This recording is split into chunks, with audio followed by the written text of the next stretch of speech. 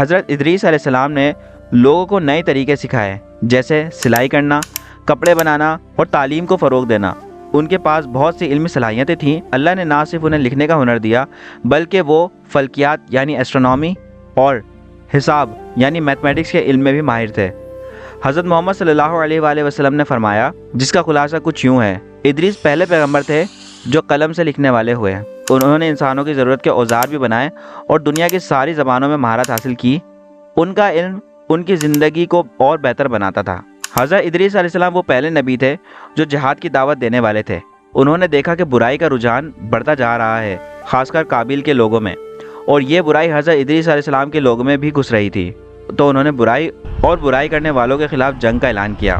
قرآن میں سورہ الانبیاء میں اللہ تعالیٰ نے انہیں نیکی اور صبر کا نمونہ قرار دیا۔ اللہ تعالیٰ فرماتا ہے، اور اسماعیل، ادریس اور ذوالکفل کا ذکر کرو، سب صبر کرنے والوں میں سے تھے اور ہم نے انہیں اپنی رحمت میں داخل کیا، بے شک وہ نیک لوگوں میں سے تھے۔